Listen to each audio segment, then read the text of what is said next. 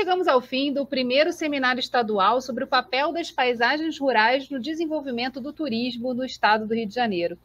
Gláucio, foi um prazer estar aqui com você nessa jornada. Acho que a gente conseguiu aí, ao longo desses 3 dias, trazer não só o papel e a atuação, né, dos líderes locais que estão pensando roteiros e o desenvolvimento do turismo nas cidades do Rio de Janeiro, como também as instituições responsáveis pela capacitação, pelo fomento a essa pesquisa, que trouxe o Atlas das Paisagens Rurais a público também, né? E eu queria que você falasse um pouquinho sobre as perspectivas de continuidade e o que você observou ao longo também desse trabalho de campo que precisa estar na agenda, né, dos gestores públicos e de quem atua nessa área do turismo rural. Bom, o Atlas ele é um trabalho em construção, né? A ideia é que nós começamos agora a disponibilizar pelas regiões. Então, a partir de agora, algumas regiões já estão disponíveis, os trabalhos de campo estão em continuidade para que a gente possa efetivamente disponibilizar as informações de todas as regiões turísticas e a gente pediria que as pessoas tivessem um pouco de paciência, que aos poucos esse trabalho vai sendo disponibilizado no site, né? Então, se vocês entrarem lá e tiver algum município que ainda não esteja disponível, em breve esses dados estarão disponíveis. É um trabalho muito intenso, né? Porque isso pressupõe uma equipe que vai a campo, que percorra as áreas rurais desses municípios. Nós temos municípios que têm uma área territorial bastante grande, isso implica, então, no deslocamento, né, por essas estradas vicinais, nem sempre em melhores condições, né, de trafegabilidade, mas que a gente observa que as municipalidades têm se comprometido no sentido de, a partir do momento que essas atividades estejam disponíveis para a população, essas estradas também possam estar trafegáveis aí para os turistas, né? Porque não adianta você ter um empreendimento se você tem uma dificuldade para chegar neles. A partir do georreferenciamento, isso facilita a vida do turista, né? Que ele pode pegar os dados, as coordenadas, ligar para esses atrativos, agendar. A grande parte desses atrativos são feitos mediante agendamento, porque são, em sua grande maioria, agricultores que estão nas suas atividades diárias e que abrem as suas propriedades para receber, então, os visitantes. Então, o agendamento ele é fundamental para que as pessoas possam fazer essa visita.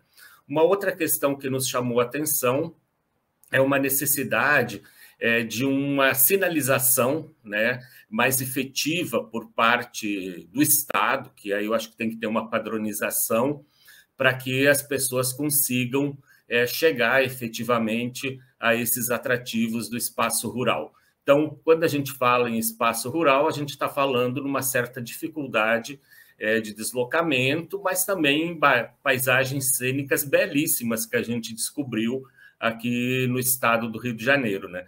Cada região apresenta seus atrativos. O grande desafio é com que esses municípios trabalhem de forma conjunta, que eles criem roteiros, que eles maximizem, né, as potencialidades das suas regiões e que o turista, ao se deslocar, por exemplo, para a região da Costa Doce, ele consiga efetivamente visitar aqueles municípios em roteiros integrados, né?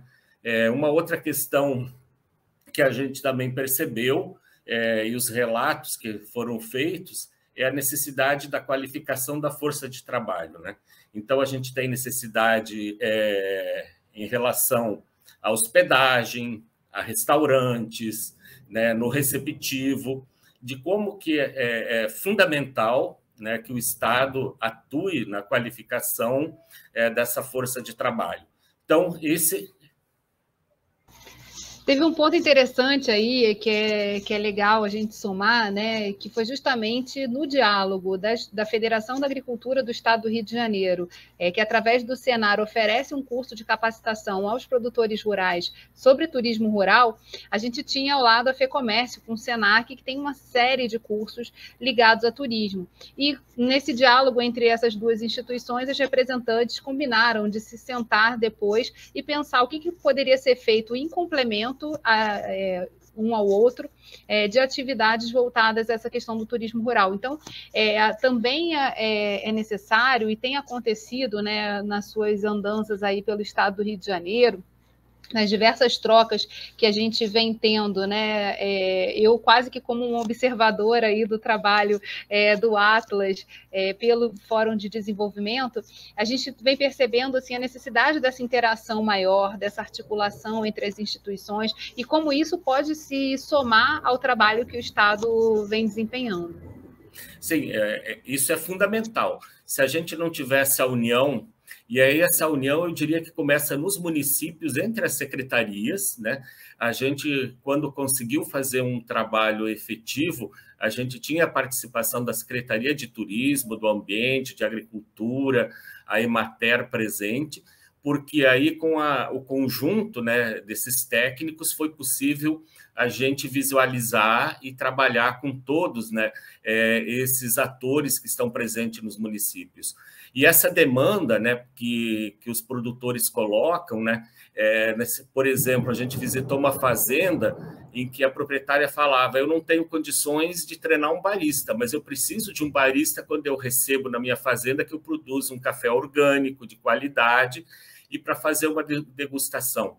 Eu preciso de uma boa camareira num hotel, né, que vai fazer o recebimento dos turistas nesses municípios. Então, essa qualificação passa não só pelos agricultores, mas por uma força de mão, de força de trabalho, né, sobretudo jovem, presente nesses municípios e que pode se inserir nesse processo. Então, assim, o trabalho de campo nos permitiu visualizar essas demandas, né? Visualizar como que as principais dificuldades que esses agricultores têm, muitas vezes, de se inserir, porque eles têm o produto, eles sabem fazer com muita competência o seu produto para colocar para o turista, mas, às vezes, eles dependem de uma força de trabalho que não existe qualificada nesses municípios. Então, essa integração, essas políticas públicas que podem ser fomentadas, né, a partir aqui do fórum, que eu sou fã, né, que você sabe disso, que eu acho fantástico, porque você integra uma série de instituições que podem somar e oferecer essa formação, essa qualificação de mão de obra.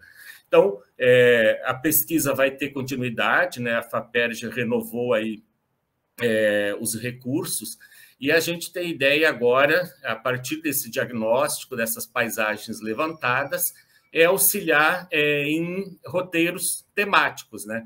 Nós estamos pensando, por exemplo, nos roteiros agroecológicos, né? E aí, obviamente, entra a questão da produção orgânica, nos turismo pedagógico, aí com os quilombos, a gente tem já uma série de quilombos de dados levantados, a gente vai mapear isso tudo, a gente tem a rota etílica, cerveja, aguardente, né? Então, segmentar um pouco esses roteiros para que a gente possa ajudar os municípios a terem e venderem esses roteiros mais segmentados para determinados públicos. E o que foi interessante, né, Glaucio, é que na medida que a gente vê esses líderes trazendo todo o desenho que foi feito de roteiro nas suas cidades, o quanto eles conversam, né, com a região, a gente consegue perceber uma série de desafios, né, da gestão pública de atuar nesse processo. E você falou de um ponto muito importante, né, do diálogo e da articulação entre as próprias secretarias do município para que isso se desdobre de maneira a levar ao sucesso, né, a fazer com que mais pessoas visitem esses roteiros. Eu queria que você falasse um pouquinho também das delícias que você descobriu aí escondidas pelo Rio de Janeiro nessas suas andanças. E quantos municípios vocês já conseguiram acessar nessa pesquisa e o que vem pela frente? Até o momento, a gente visitou 57 municípios, né, de 9 regiões turísticas, e a gente tem descoberto algumas questões, mas o fundamental que eu tenho uma tese é que o Rio de Janeiro se destaca pela diversidade. A gente não tem a quantidade, mas tem a diversidade. Então, nós temos aí, começando pela cachaça, nós temos uma série de alambiques, vários deles já regulamentados, né, no Ministério da Agricultura, outros em processos, né, de regulamentação, e isso faz com que a gente tenha aí, com a produção de cana-de-açúcar, muito deles de forma orgânica, o que produz uma cachaça de qualidade. A gente esteve agora visitando lá um alambique em Carmo, né, que ganhou um prêmio internacional e que denota a qualidade, né, do produto que a gente tem no estado do Rio de Janeiro. Então, a gente não ganha em volume, em quantidade, mas ganha em qualidade. Na região sul, né, a gente tem aí a produção de palmito, né, que se destaca muito forte hoje, a produção de banana, e aí casado com a aquisição para alimentação escolar, isso também tem auxiliado muito os agricultores no sentido da incorporação dessa banana, né, na alimentação escolar, e com a retomada das aulas presencial, isso tem gerado um mercado, né, para esses agricultores. Então, a gente tem muita produção de doces, né, no norte e noroeste de Goiaba, a gente tem encontrado muito.